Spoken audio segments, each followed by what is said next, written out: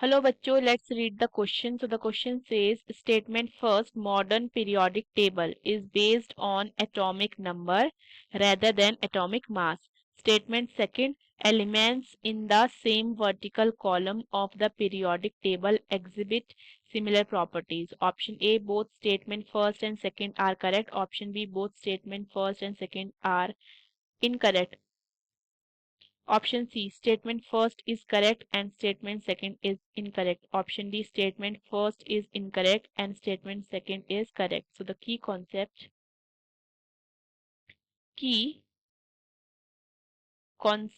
is the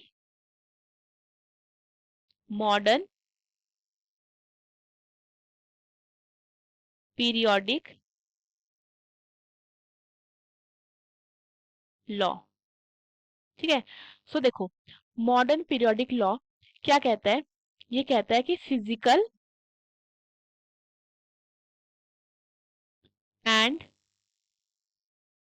chemical properties of the element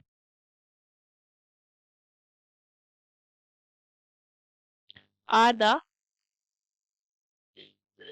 periodic function of their atomic numbers. ठीक है.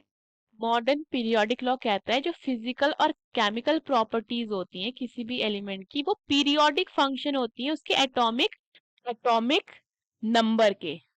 Statement first क्या बोला है? Modern periodic table is based on atomic number rather than atomic mass. ये true है. ठीक है.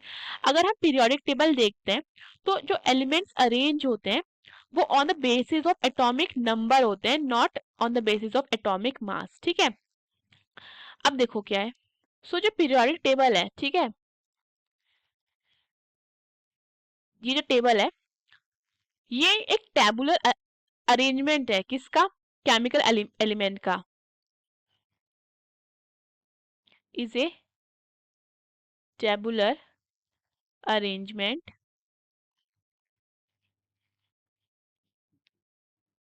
of the elements ordered by their atomic number. ठीक है. atomic number or we can say number of protons, electronic configuration and recurring chemical properties.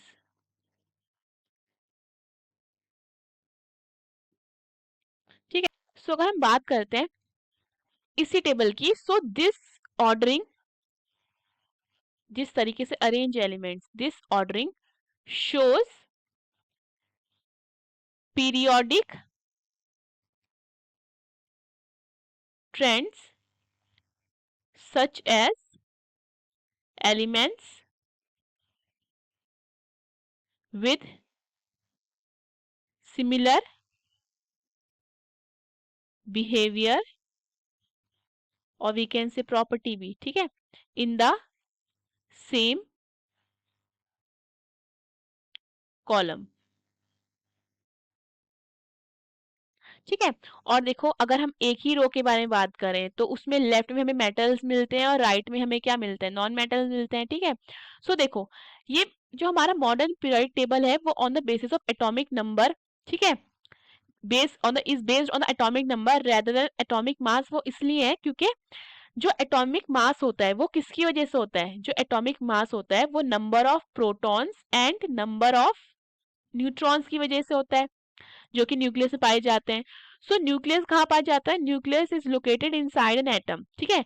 So nucleus जो होता है हमारा, वो nucleus is not link with the property. is not linked with the chemical properties, and we know that physical properties depends on mass.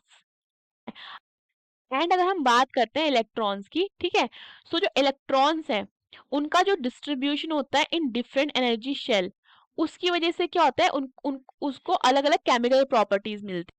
सो जो number of electrons है किसी भी atom में, ठीक है, वो क्या होता है, कहीं ना कहीं उसकी केमिकल प्रॉपर्टीज और उसकी फिजिकल प्रॉपर्टीज के लिए क्या होते हैं,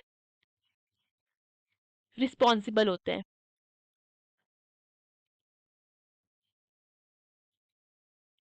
ठीक है, देखो अगर हम बात करते हैं नोबल गैसेस की, नोबल गैसेस की, ठीक है, सो नोबल गैसेस ग्रुप 80 में मिलती है हमें, ठीक है।